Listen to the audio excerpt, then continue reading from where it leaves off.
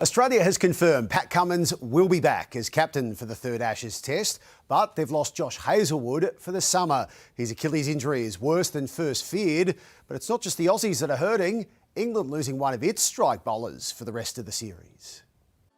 This summer looked set up for Josh Hazlewood after a disrupted few years with injury. Speaking in September, Hazlewood declared he was ready for the intensity of an Ashes. I think in Test cricket, you still want to play every game you can, and I feel like I probably play my best cricket when I'm on a bit of a roll, and whether it's the third, fourth, fifth Test of a series or summer, the body feels just more adapted to the conditions and the rigours of Test cricket. 3 months later, his series is over before it began. Cricket Australia confirming Hazlewood's latest setback, an Achilles injury, has ended his Ashes, following a hamstring strain that ruled him out of the first 2 tests. Better news for captain Pat Cummins, who will return in Adelaide. But there are big decisions to be made about the Aussies' batting lineup. Coach Andrew McDonald says Usman Khawaja will be seriously considered for selection, either opening or further down the order.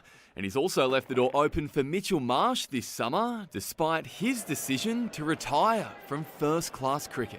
I think for him now, he knows what path he wants to take his cricket. He's the white ball captain for Australia, and I think he wants to focus his energy there. He's an exceptional teammate, and I feel very lucky to have got to know him on a more personal level and a really good mate too. England has arrived on the Sunshine Coast, beginning their getaway in Noosa. Ben Stokes more than happy to pose with fans, but the bad news has kept on coming.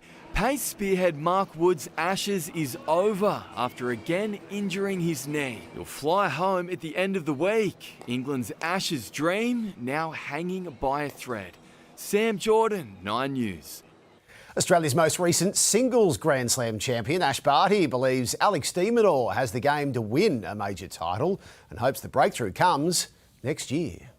I love to watch him play. I love to watch him compete and really hope that in 2026 he can kind of go up that last little notch and really go deep into semis and finals of slams because he's more than capable. It's just about being ready at the right time.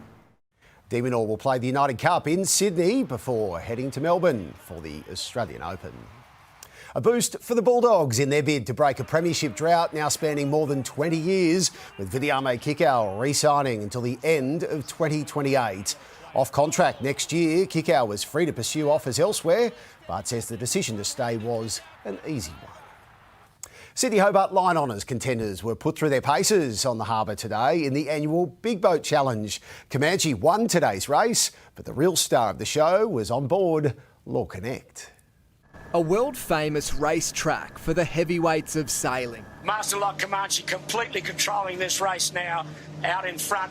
Sydney Harbour at its glistening best, playing host to the Big Boat Challenge, the final race of the Maxi Championships and the test drive for the Sydney to Hobart. It's like Boxing Day out here, Gordon. Look at that spectator fleet following Master Lock Comanche, and there's a lot more boats off camera out here on this beautiful day. Earlier in the day, the calm before the storm for last year's Line Honours winner, Law Connect, already with one eye on the River Derwent. A lot of it comes down to the conditions. The last 2 years were the 2 toughest Hobarts we've done, and we're a little bit like Max Verstappen hoping it rains. If that fails, they've got a secret weapon on board, Olympian Ian Thorpe. He's been one of my heroes, so it's great to have him along. And also, he's a pretty good swimmer, so I've told him that if the boat sinks, he needs to rescue me first. The Torpedo could have almost swum faster as the fleet hit the skids on the 2-lap course from Point Piper to Sydney Heads in tricky conditions. All 8 starters in this Solus Big Boat Challenge, the final race of the Australian Maxi Championship,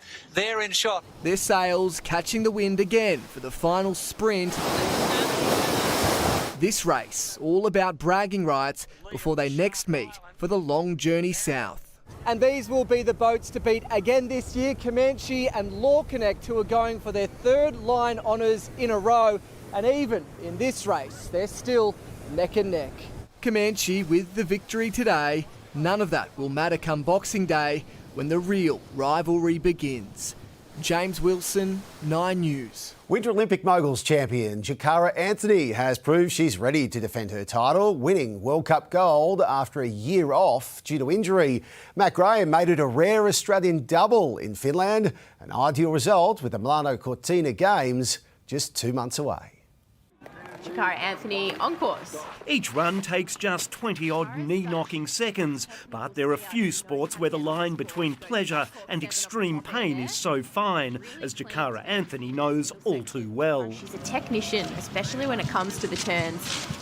This time last year, she broke her collarbone in a training fall in Sweden. Today, she was back to her high-flying best. Second after the first run in the final, the Olympic champion nailed the one that mattered. And we have a new leader, 79.89 for Jakara Anthony.